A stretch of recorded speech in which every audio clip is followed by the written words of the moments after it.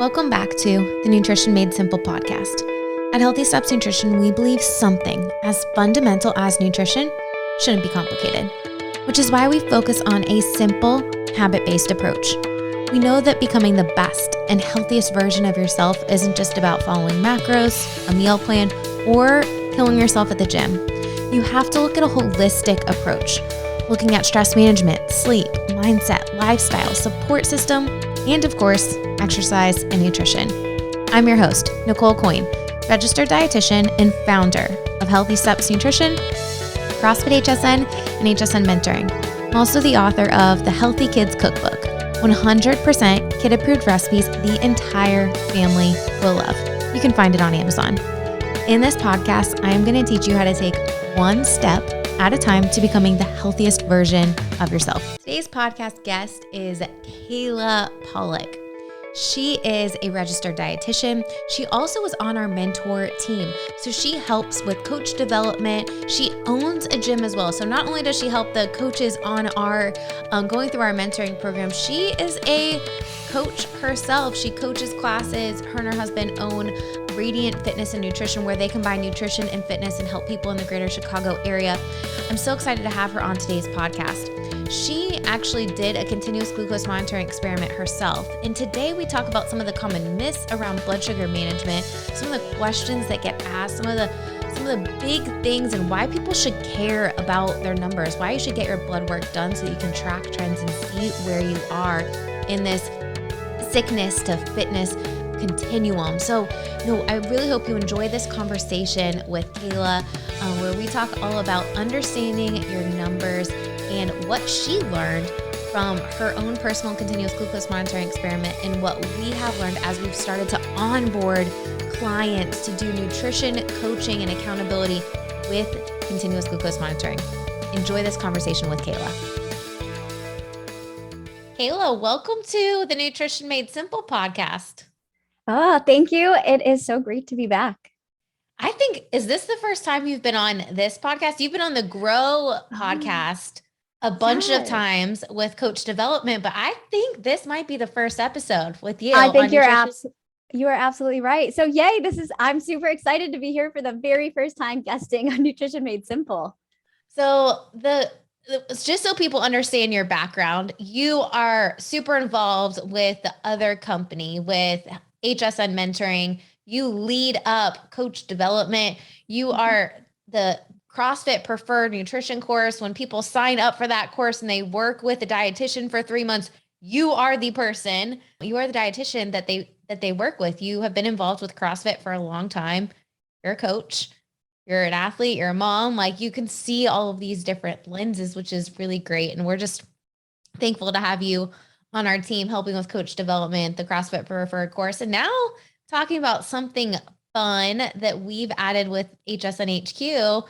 And you actually did a little glucose experiment yourself with continuous glucose monitoring. So for people who've never heard about continuous glucose monitoring, I think it's important for us just to high level overview.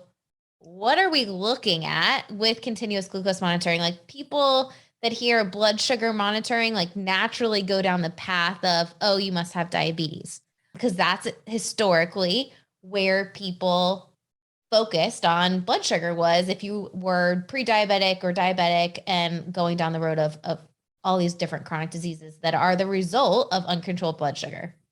Yeah, absolutely. So I decided to sign up under you to get my CGM, my continuous glucose monitor. And I had many reasons, but really I was excited to turn myself into a test subject, not only to share what I learned with everyone on here, as well as my own clients, but also, Nicole, I don't know if you know this, but my whole family, both sides, have a history of diabetes. And so this is something that is really close to home. I see my family dealing with it. I help them deal with that.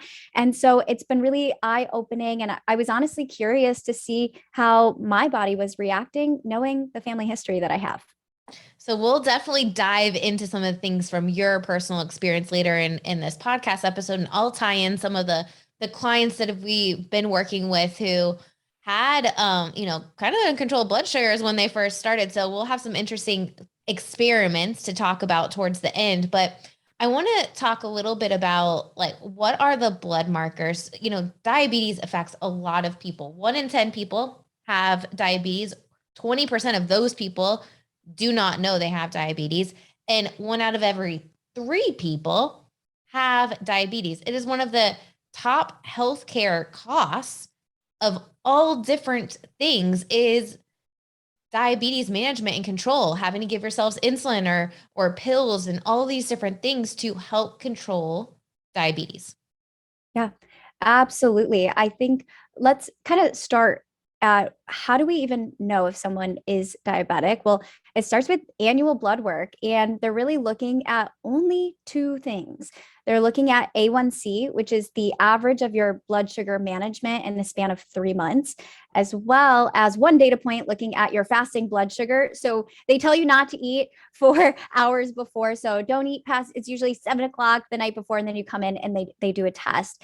Those who have an A1C of 5.7 to 6.4 are considered pre-diabetic, and that's that 1/3 of the population testing here. And then anything higher than 6.5 is considered diabetic, which it's shocking to I know this information, but to hear you say it out loud that 1 in 5 don't even know that they have diabetes. It's crazy, right?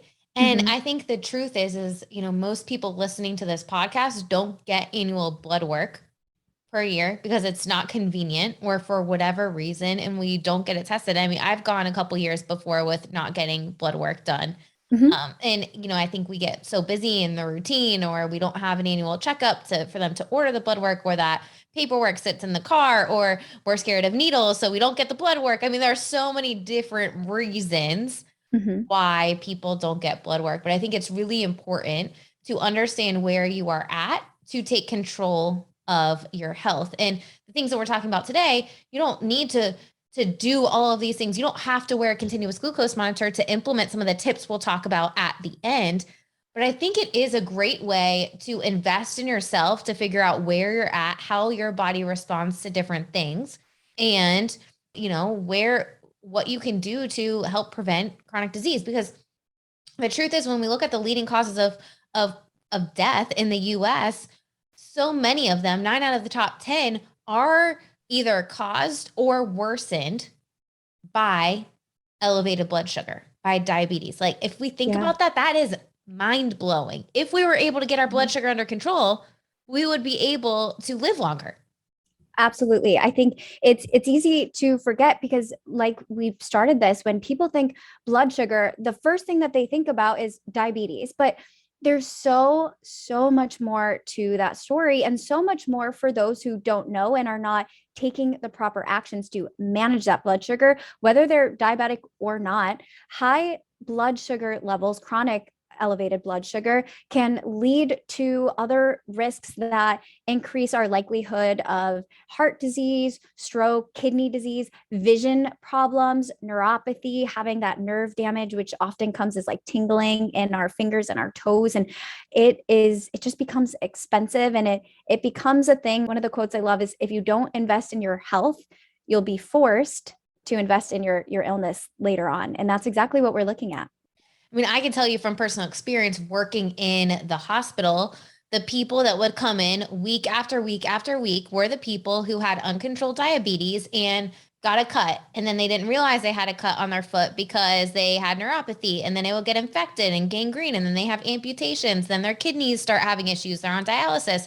You look at how many people that are on dialysis because of uncontrolled blood sugar, it is a significant amount. So these things that we're going to talk about today are really important no matter where you are, to help prevent chronic disease. So, when we think about blood sugar management, I think there's a lot of people do not know. And to be honest, I think diabetes education in the US is broken. Like, that is the thing I got the most frustrated about working in the hospital, was how I was supposed to teach people how to manage their diabetes, have 60 grams of carbohydrates, whatever you want. You want 4 juices? Great. Have 4 juices. I know that juice is going to spike up your blood sugar a lot faster than a different type of carbohydrate, like an apple, that has fiber and that takes a little bit longer to process and digest. But there wasn't any rules around it, which makes it really tough to get control. And then you're constantly playing this catch-up game. So for anyone that has diabetes that's listening to this, like, awesome. Great job for downloading this podcast and listening. I hope that you take some tips to help you manage your diabetes. If you do have diabetes and you don't have a continuous glucose monitor, that would be step number one, get one, because it's a great way to instantly see what's going on so that you can take control of your health and take control of your A1C. One of my uncles has diabetes and he's had it uncontrolled for quite some time. And in November, we go home for Thanksgiving every year. And I was like, hey, I really think that you should get a continuous glucose monitor. And he's like, well, what's that? And so we start talking about it. By December, he had one because he got it from his doctor. Insurance paid for most of it. He's paying for a little bit.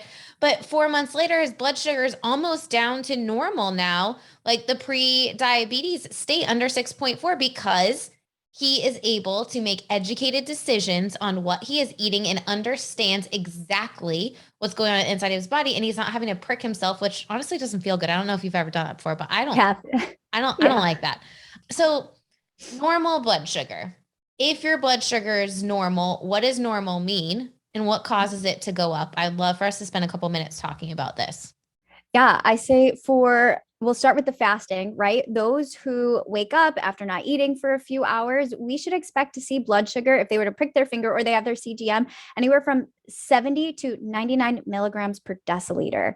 If we're looking after eating, right, and it's normal for our blood sugars to elevate after we eat, we're really looking, is that blood sugar then decreasing back to normal range under 140? 180 is on that higher level there within 1 to 2 hours. Yeah, so we want to make sure that we are having foods and not eating too much carbohydrates, because carbs are what spike up our blood sugar, breaks down into sugar. So carbs are what are going to bring up our blood sugar. And most people don't even realize carbohydrates is a big umbrella. And it's not saying you can't have a lot of carbohydrates. I would recommend starting around 40% of the calories that you consume from carbohydrates that are high in fiber, and having some protein and some fat with it is going to slow down that spike of your blood sugar. I think there's a lot of misconceptions out there, like people thinking, oh, well, I'm having whole wheat pasta, so I can have as much pasta as I want because it's whole wheat. Well, the carbohydrates are what bring up your blood sugar. Just because it's whole wheat doesn't mean that there's not carbohydrates in there. It might take a little bit longer because there's a little fiber in there that slows down digestion, but it's still going to go up to probably pretty close to the same amount that it would have if you were to have the white pasta. So have a normal portion of the white pasta and then go for a ton of vegetables and have some protein, some healthy fat with it if you like that stuff better. Like we want some stuff that we can eat. So no, we understand what brings up our blood sugar in regards to food, carbohydrates. So you've got like bread, pasta, cereal, juice, sugar, even your fruits. Fruit, exactly. Mm-hmm. This is a common thing that I hear. I was working with a diabetic patient a few years ago, and they're like, well, I eat a whole bowl, like a big giant bowl of watermelon every night before I go to bed. And that's a lot of sugar in there that your body, just because it's fruit and it has vitamins, minerals, it's good. Too much of a good thing can still cause a huge inflammatory response and a blood sugar spike, and it's going to work all night to bring it down. So, when you think about fasting blood sugar under 125, if your blood sugar is over 125 on 2 accounts fasting, you technically have diabetes. That is what is labeled as diabetes. So we want it to be under that 125 amount. Below 70, below 60 definitely is going to be hypoglycemic, low blood sugar. And people with low blood sugar end up getting shaky. They get confused, dizzy. If you end up having to play this catch-up game all the time, giving yourself insulin, it's pretty easy to go low. If you accidentally give yourself too much insulin, or you think you were eating and you give yourself insulin and then you don't eat, could end up going pretty low. Most people don't go too low unless they have diabetes, though. That was one thing I remember having a huge discussion when I was in my master's program to become a dietitian. And it was, we have a very consistent and regulated mechanism that is basically untouched for most in normal conditions, where if our blood sugar drops too low, our pancreas is going to release glucagon to bring it back up to normal ranges, right? That's consistent across the board. What happens though is if we're constantly having all the watermelon right before we go to bed, or all the pasta, all the carbohydrate, we're pushing that elevated blood sugar over and over and over again. Our body, while it's releasing insulin, starts to become less sensitive, which then starts to break that normal response, making it harder for our bodies to bring back down our blood sugar within normal ranges. And I think that's really important for us to remember, that while it's normal to go up, and it is going to go up, if we keep pushing it, at some point, our body starts to become resistant, and then we start to get into even more complications. Absolutely. It's still an inflammatory response that your body Mm-hmm. has to do a lot of work to bring your blood sugar down. So even if your blood sugar is great all the time, and I know you had, that experience, just Mm-hmm. because it is good doesn't mean we should eat a giant thing of ice cream every single night, because our blood sugar doesn't go out of range all night long. Like, we still have to think about those things. It was super interesting. We were at church the other day, and one of the guys that's doing the continuous glucose monitoring grabbed me. He's like, "Nicole, I got to talk to you." I'm like, "Oh yeah, what's going on?" And he said, "Don't judge me about what I'm going to say." And I said, "I'm not going to judge you. What's going on?" He said, "I had 6 slices of pizza the other night." And I was like, "Oh, okay. Did you have anything else with that?" He's like, "Nope, I just ate the pizza." I'm like, "Okay." And he said, "My blood sugar was through the roof all night, and it didn't go back down until the afternoon the next day." So if you think about that, according to like diabetes regulations, his blood sugar was over 125 when he woke up in the morning. If he were to get his fasting blood sugar at that moment, that would have been one of 2 points. So like that's an important thing to think about. Your body has to work really hard, especially if you're eating a large carbohydrate meal at night. Like, think about some of the myths about carb loading, right? You've got to meet the next Yeah. day, and you eat this giant carbohydrate meal. And the night before that meet, your body's working really hard to break down all of those carbohydrates. It's going to impact your sleep. So that was my next question to him. Like, "Well, how'd you sleep that night?" He's like, "Nicole, I slept terrible." Oh, yeah. And I was like, "Oh, okay." And he goes, "Man, I wish I would have done this a lot earlier. I would have realized how bad it was for me to eat 6 slices of pizza." And I was like, "Well, I'm glad we figured it out now." But the cool thing is, from a client's perspective, having that instant gratification of seeing what's going on based on the decisions that you're making has really been eye-opening for clients. Like, yes, he knows he shouldn't have 6 slices of pizza, but I think sometimes we might get tempted because having the high salty, high fat, high carbohydrate foods are super addicting.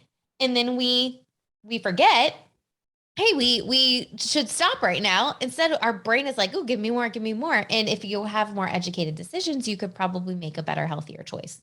Oh, 1,000%. And I think it's a great reason why the CGM, and I'm only doing this for 30 days, right, is so, so beneficial. Well, the A1C, if you are getting your regular blood work done, can give you the like overview on how things are looking long term. Remember that 3 months.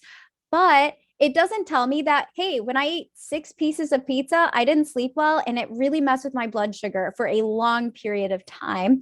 And again, when we keep doing this, what's going to happen is it's going to be harder to feel the way we want to feel, because our body is working so hard. We're not getting enough sleep, and we're probably not going to see the health and wellness goals, the progress that we're looking to. Mainly, the thing I hear from my clients is they're unable to lose weight, which we know also plays into this mismanaged blood sugar. So I think having this real time data every 5 minutes, it's tracking what your blood sugar's at, is so great to learn how your body is individually handling the foods that you're choosing to eat. Absolutely. And every person is a little bit different, right? Like, if you were to eat something and I were to eat the same thing, our bodies would respond differently, because Mhm. my body reacts to food, carbohydrates, a little bit different than yours. It has to be an individualized approach, and having more data will help. If you are eating healthy and you're at a healthy weight and your numbers are good when you have annual blood work, the CGM might not necessarily be the next step for you. But if you're like, "Man, I'm struggling to see the results that I'm looking for," or, "Hey, my A1C is tracking up and I need to get control," this is a great way to take control of your own health and dial it in. To be honest, I feel like every single diabetic should have a CGM. It does not hurt. I hate needles. It does not hurt. You cannot feel it. it's a great way for you to start gaining such tight control of your blood sugars. So normal blood sugar, we went over that. If your blood sugar goes up, it technically should go down within 2 hours. It should be back to where it started within 2 hours. One of the things that really helps it go back down is if going for a brisk walk, getting your heart rate up, movement helps to stabilize blood sugar. And even with the Signos, with the Dexcom G6, one of the cool things, it gives you an alert. It's like, hey, your blood sugar's rising, go for a walk. Yeah. Yeah.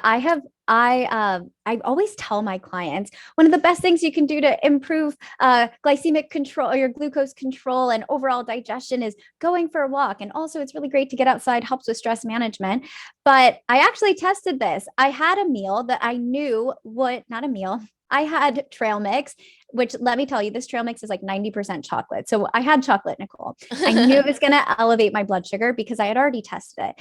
But what I did was I decided to have one serving, which was a quarter cup, which is, if I'm being honest, not the typical portion that I actually get myself, but I had it. And then I went for a walk to walk my daughter to school, and it's 1 mile there and back. And I didn't see the same spike as when I did the same thing without the walk. And it was so, so cool to see that actual data for all the things I tell my clients to do coming together and doing the things that I know it should. And being able to share that data with my clients really solidified. Let's go for walks, especially being in Chicago here. That's not always something we get to do. So we're going to take advantage of it on the warm months when we can. I was looking up some statistics regarding exercise. I think we should talk about this for a couple minutes. Mm-hmm. Exercise can boost glucose uptake by 50 times when compared to when you're sedentary. So if you were to eat something, go for a brisk walk, get your heart rate up, your body is able to absorb, your cells will take in that glucose up to 50 times better than if you were just to go sit down. If you think about when we eat dinner, how many times do we go for a walk after we eat dinner versus go sit on the couch and watch TV or go move or go do something? Like, holy cow, what a great activity to get yourself into. And just going for a walk with the family could be a really, really great thing to do. So I think that's a good action step that you can take. It shows you with the numbers. It wasn't just you that was with me, with all of our clients so far, even with my uncle who has diabetes. We went out to dinner and his blood sugar was spiking a bit. And then afterwards we went for 4 laps, like around the building. And I was like running to keep up with him, but his blood sugar went down, no problem. And he didn't give himself any insulin. He's like, Nicole, it's already back down to normal by the time he had gotten home. And it was because he walked for 20 plus minutes at a very fast pace to increase his glucose uptake. And he knew it. He knew exactly what was going to happen. He's like, I better go around one more loop. It hasn't started going down yet. Like, he knew because of the instant gratification, the instant results from the continuous glucose monitor, which I thought was really cool. So cool. And I love that statistic, 50%. That's a huge, huge benefit. And we know that regular, consistent exercise has been shown to lower blood sugar, like we just talked about, and over time is going to increase our insulin sensitivity. So long-term glucose control as well by simply moving our bodies more with that aerobic capacity workouts. I love that. All right. So I want to bring up something because I think this is a common myth that people don't really understand. And when we start putting these pieces of the puzzle together, they're like, oh yeah, that definitely happens to me. So we eat something. Let's say we have a high carbohydrate meal. Our blood sugar goes up. Like, let's say we have a giant sub and chips and maybe a sweet tea.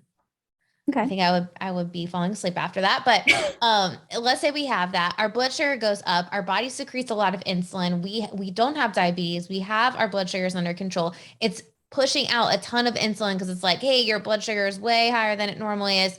Now it had spiked up fast, and now it's going to go down really fast because all this insulin is pushed out into our body. And so that's telling our cells to pick all the glucose up that's in our blood and, start storing it.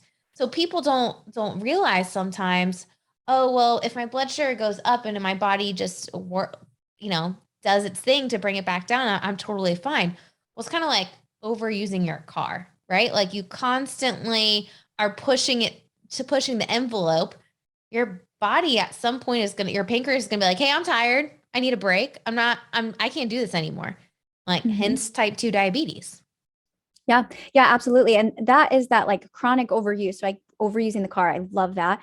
That, yeah, leads to insulin resistant, meaning our bodies are not listening to that insulin response, whether we're producing insulin and releasing it, it's not allowing that sugar to get out of our blood into the cells to be used. And the other side of this is something I actually experienced that if I did have a carbohydrate and I did see a huge spike up and then a big crash down, while I definitely felt tired after, you know what else I felt? I felt hungry, Nicole, and I totally went back for more snacks. So that big spike followed by the hard crash left me eating more food and honestly cravings of things that probably weren't going to help my blood sugar anymore. I think that's a really good point. But, when people start correlating, if you eat that sub type thing with chips and a sugar sweetened beverage meal for lunch, and then you are feeling like you have no energy and you have to grab the coffee in the afternoon, like start correlating it back to what you ate.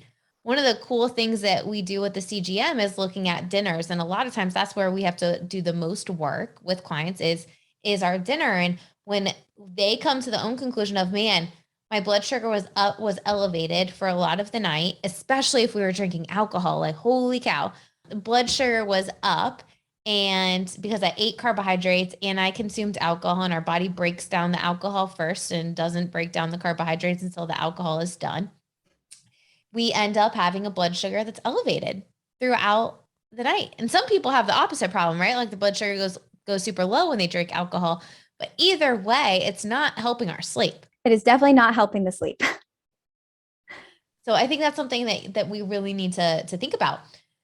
Another thing that I want to bring up is exercise and blood sugar. There's so many different groups that I'm in that are continuous glucose monitoring groups. And there's always questions every single day about my blood sugar is going up when I exercise. And the biggest spike for me out of everything that I did, whether it be eat anything or different types of exercise, CrossFit workouts, especially the ones that were like 30+ minute Metcons, would spike, not partner, like where I had a break, but by myself, those would spike up my blood sugar really high. Like it would go over 200. And it's because our body is like, hey, you're using a lot of sugar. I'm going to release sugar Mhm. from your body. I'm going to make the sugar that's stored in the form of glycogen and release it so that you have something to burn. Because remember, our body's main source of fuel is glucose, is sugar. So if we're Mhm. using it up, exercising, our body's natural response is to break it down, that's stored glucose in the body, so that we can use it for energy. Yeah, I remember falling in love with this topic and I experienced that same thing. Well, I don't do the super intense hit CrossFit workouts. I do lifting. And those two things are both what we consider anaerobic exercise. And absolutely, when our heart rate is that elevated, we don't process the sugar that's already in the blood as easily as when we're doing a brisk walk. And that's why your uncle had decreased his blood sugar. So, yeah, we need different energy from different pathways. And without getting in the weeds, we're getting that from the glycogen stored. We're getting that from our liver. And we're also making it through different fat sources. And so all of that influx, when our body's desperately trying to get energy, is increasing, spiking that blood sugar up. However, I don't know what your timing was. At least what I saw within the next hour or two, it was back down. And then actually for the rest of my day, my blood sugars were managed a lot better despite the foods I was eating. So long term, it was really beneficial. Absolutely. I had the same experience. I'd love to just hear some of the other takeaways that you had personally, and then we'll talk about some actionable tips for people if they want to get started with continuous glucose monitoring. What would that look like? But then if you don't, and you're like, hey, I just want to learn from the people that are doing it, what to do.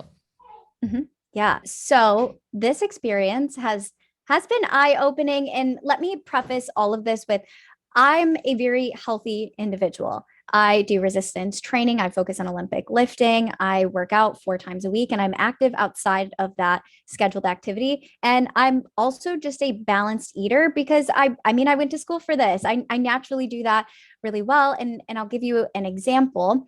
I started to jump into food logging just to kind of see how my blood sugar was reacting to the different foods, different portion size, different combos of foods, just to have that full picture and be able to talk with people about it. And what I found is at the end of the day, if I was food logging as I went or food logging retroactively, I was pretty much the same, meaning I was probably about 30 to 40% carbohydrates, 30 to 35% protein, and 30 to 35% fat without even trying. So I want everyone to know that keeping that in mind, I did have a lot of takeaways. First one would be eating carbs alone. I always tell my clients carbs should always have friends, meaning pair it with fat, pair it with protein. When we're doing really well, pair all three together. And one of the things I tried was I had one serving of a caramel, it's Fit Active rice cakes. And rice cakes are one of those marketed healthy snacks that you can have. But no, as I was talking about, huge spike followed by a huge drop. That's exactly what I experienced when having that kind of snack. And again, it left me feeling really hungry. The other thing that I learned is there are some days when I do a really great job with balancing my meals throughout the day versus having larger meals just a few times a day. Portion control was really helpful. When I had smaller, more frequent meals that were balanced, my blood sugar was more consistent.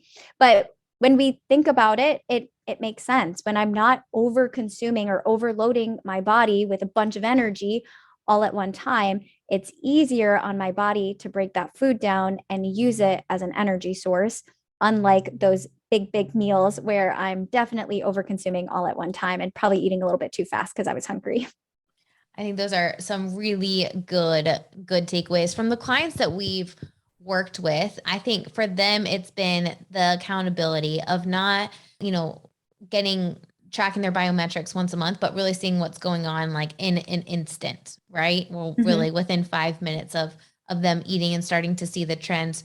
There are people that we've been working with it. Like we've been talking about exercising for a while, and then they started doing it with the continuous glucose monitoring. They're like, man, I can see the difference now. The other thing that it really helped people that struggled with like eating sugar at night, like mindlessly snacking, my husband being one of them, the cookies, he's like, okay, I see my blood sugar is spiked up and now I'm connecting the dots that's the reason why I'm not sleeping well and I'm done with it. Like Jason used to get cookies and eat a lot of them in one sitting at night. And he hasn't done it since he did the continuous glucose monitoring over a year ago, which is amazing. And so I think that's a big takeaway. Other things that people have come up with, and I want to give some actionable tips as we wrap this up. One of them is the plate method. So people noticed that when they had what you just said, protein, carbs, and fats, when they followed the plate method, when they ate those vegetables first and then the protein, save the starch to the end, they noticed that their blood sugar was more controlled than just having a carbohydrate meal. We talk about the plate method all the time. It is not only going to help you stay satisfied and full, but it's going to keep you balanced and it's going to help stabilize your blood sugar, which are all three really important things when it comes to creating healthy habits. And the cool thing about the plate method is you can do it really anywhere. Sugar sweetened beverages. I found an interesting statistic that came out of BU. Drinking more than 12 ounces per day of sugar sweetened beverages was associated with 53% higher incidence of high triglycerides. High triglycerides are related to fatty liver, non-alcoholic fatty liver disease, which is another really big issue here in the US.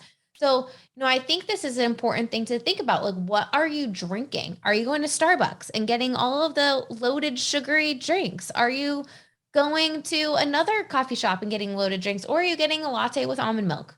What are you putting in your coffee? Is it sugar sweetened beverage or creamer? Like, what are you doing? How are you getting the added sugar in? So, I think this is a very important thing to think about. Holy cow, if we could cut out the sugar sweetened beverages, that's going to help our triglycerides stay stable, which is a really important piece of preventing chronic disease.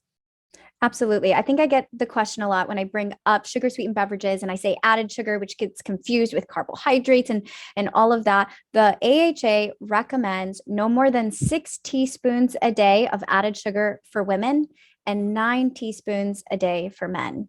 Now, let me put this into another context. You said like a Starbucks latte or frappuccino. A Starbucks frappuccino has upwards to 20 teaspoons in a grande frappuccino. A can of soda, I'm going to say Coke, 10 1/4 teaspoons. That is already in one beverage. That's not including all the other things we're drinking and eating throughout the day. We are already over the recommended amount.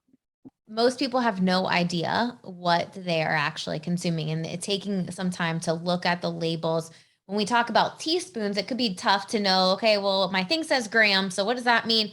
4 grams in 1 teaspoon. So if we say for ladies, 6 teaspoons times 4, that's 24 grams of added sugar per day.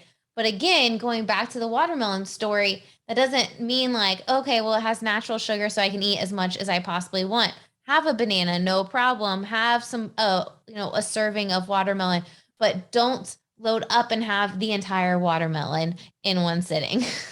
Yes, portion control, mindfulness. Absolutely. We already touched on this other practical tip, but managing your blood sugar through activity and exercise is going to be super helpful. Again, exercise can boost glucose uptake by up to 50 times compared to being sedentary. So, 50 times increase in blood sugar glucose uptake, that's a huge amount to really help stay controlled with your blood sugar. So that one. And then the last tip I would have is the plate method. So half of your plate vegetables, quarter protein, quarter starch, all of those are super, super helpful. From a client's perspective, if you're thinking like, okay, Nicole, I understand, a lot of people have diabetes. I want to make sure I'm taking control of my health and doing everything that I can to prevent all of these chronic diseases, to understand how my body tolerates different foods. I want to do a 30-day glucose experiment. We would love to help you. We have purposely paired continuous glucose monitoring with nutrition coaching for a reason. Kayla, you're pretty educated about glucose. So, you looking at your numbers, it was easy for you to understand why something was happening or how to make a tweak to adjust. Most of our clients don't have that education. So what we have you do is the first week, eat the way you normally eat. Don't eat worse, but eat the way you normally eat so that you can see how your body responds. And we can start making tweaks every single week and help you improve week over week. We have those touch-based meetings virtually through Zoom, 20-minute meetings to review. You talk about what you've learned, and then we give you some tips and help you move forward to take some action the next week. So if you're thinking, hey, I want to do this, awesome, we'd love to help you. Click the link in the show notes and we can get you started with one of our registered dietitians. Dietitians on our staff are the only ones that are helping clients with this because it is considered medical nutrition therapy. Typically, continuous glucose monitoring is only covered by insurance if you have diabetes. But the cool thing is, since we partnered with Signos, now you can get this machine and you don't have to have diabetes, which is great. Kayla, any final thoughts as we wrap up this podcast today? Just, you guys, this is super important. You can learn so much about your individual body, and I definitely think it's worth investing in your own health. Awesome. I hope you enjoyed that conversation with Kayla. I think so many times we might get our blood work done, but we don't understand what the numbers mean. Our doctor doesn't go through the results with us. We just know it's high or it's low. We definitely don't know how to actually fix those numbers. By understanding what's going on the inside of your body, you really are taking control of your health to prevent chronic disease. Because the statistics show us 60% of the US population has at least one chronic disease and 40% has 2 or more. Holy cow, think about that amount of people and the dollars, the healthcare costs that they have associated with these chronic diseases. Chronic disease is defined as something that requires ongoing medical attention for over a year. When we think about continuous glucose monitoring, it's not a solution for everybody. If you are doing really well with your nutrition and your health and you're happy, you don't need to do this experiment. But if you've hit a plateau or you're just curious about what your numbers are and how your body's tolerating different foods, or maybe you're struggling with sugar addiction and you're like, man, I need to see what's going on the inside of my body, this could be a great solution for you. It's pretty easy to get started. We are slowly onboarding people because it is high accountability. There's a lot of touch points with a registered dietitian when you do it paired with continuous glucose monitoring. You can fill out the form if you click the link in the show notes and apply for this coaching program that includes continuous glucose monitoring. It is a 3-month program. So what it looks like is you sit down in person or virtually, meet with the registered dietitian, you plug in the device, and then every single week we meet to review the numbers and help you make tweaks so that you can become the best and healthiest version of yourself. Well, I hope you enjoyed this podcast episode. Make sure that you tune in next week, subscribe, leave us a review. It really does help this podcast reach more people.